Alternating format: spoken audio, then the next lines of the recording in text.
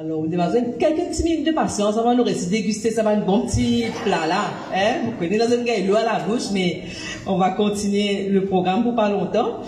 Alors, comme vous le savez, Caritas, c'est aussi le bras social de l'Église catholique. J'invite maintenant Monseigneur Jean-Michel Duron, évêque du diocèse de Port-Louis, à nous adresser son message.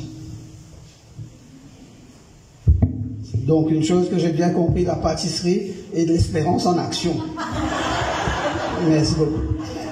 Je vous remercie chacun de vous. Merci, M. Kougan Parapan, d'être parmi nous ici, Junior Minister. Merci à vous, Christiane, qui a repris la présidence de Caritas. Merci au Père Kenny, qui accompagne au nom de moi-même, de l'évêque, le board avec vous. Et puis, merci à Patricia. Et puis, merci à tous les membres du board et merci à chacun, ceux qui travaillent à Caritas, qui sont des employés, mais aussi bien ces centaines et milliers de bénévoles dans les paroisses et des anciens membres des boards que nous avons eus précédemment. Alors, je crois pour moi, quand je voudrais reprendre un peu une parole du Concile qui dit bien « Il n'y a rien de plus humain qui ne trouve écho dans le cœur du disciple du Christ ». C'est comme ça qu'il Concile l'idée qui tout ce qui concerne l'humain, il résonner dans le cœur d'un disciple du Christ et je bien tant ce qui va l'humain vivre. Donc tout ça une très belle manière pour dire à quel point, disons pour nous, comme dit Saint Paul, il faut rendre compte de l'espérance, l'amour, la foi et la charité. Comme si c'est cela qui dit dire la foi soutenez-nous dans une manière confiance en Jésus-Christ, mais la foi sans confiance et confiance en Jésus-Christ n'est pas car comme si vaine, sans des actions qui nourrissent cette foi et qui donnent l'espérance pour le monde aujourd'hui. Et ça, c'est nos convictions profondes. Et c'est pourquoi c'est important, comme nous disons, nous n'oublierons jamais nos racines. Caritas, bien sûr, est au service de l'humanité, est au service de ce que nous vivons, mais son enracinement, c'est Jésus-Christ lui-même qui s'est fait pauvre au milieu des pauvres et qui a servi les pauvres et toute forme de pauvreté et toute personne sans distinction, les mêmes livrées de culture et de religion. Et ça encore, c'est ça qui marque bien notre manière de comprendre Caritas. Deuxièmement, c'est cette espérance.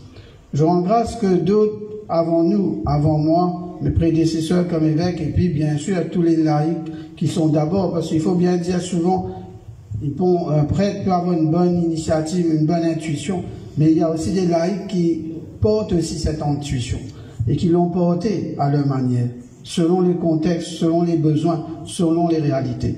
Et je trouve cette espérance, j'aime beaucoup le mot espérance, moi, parce que l'espérance dit bien plus que l'espoir. Comme si l'espoir, il y a une façon qu'on prend livre, ouvert ou l'armée, ou dire Seigneur, faire pour moi.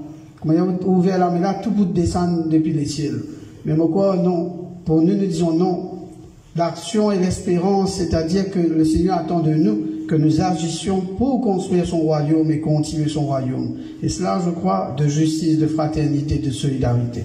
Et je crois que Caritas est une manière, bien sûr, pour l'Église d'exprimer cette espérance. Que l'espérance, le Seigneur attend de nous que nous la construisons encore en 2025. Alors quand je vois où le chemin parcouru par Caritas, ce n'est pas que de notre force humaine. Si c'était que nous, je pense aujourd'hui, nous ne serons pas là aujourd'hui. Alors pour moi, c'est une conviction, une espérance en qui nous avons mis. C'est pourquoi Saint Paul va dire, rends compte de l'espérance qui est en toi. Alors Caritas, rendez compte de l'espérance qui est en vous depuis 60 ans. Finalement, voilà devant vous, Caritas, l'amour, mais merci pour ces visages qui ont su témoigner d'amour et que j'aime bien aujourd'hui. Il y a une parole qui m'a beaucoup marqué, moi aussi comme prêtre. Aujourd'hui, nous ne parlons pas de bénéficiaires, nous parlons des frères et sœurs dans la même pauvreté. Et ça, je crois, le pape, tous les papes qui viennent depuis quelques années nous disent, on ne parle pas de bénéficiaires, on n'est pas une pourvoyeuse de services, mais ce sont des pauvres qui aident d'autres pauvres. Pas parce qu'ils, comment dire, nous gardent bien un costume, pas dire qu'ils ont la pauvreté. Et je crois que c'est cela que nous reconnaissons, chacun dans ce que vous êtes, dans ce que vous avez apporté, entreprise, chacun dans ce que vous avez apporté. Nous reconnaissons aussi nos fragilités et que l'Église reconnaît ces fragilités. Et c'est dans ce pauvre que nous vivons aussi d'une certaine manière une solidarité. Alors pour moi, c'est ça, quand nous regardons ce que nous vivons, ce sont des fragiles, des pauvres qui sont solidaires avec d'autres pauvres. Alors je vous dis merci pour cela.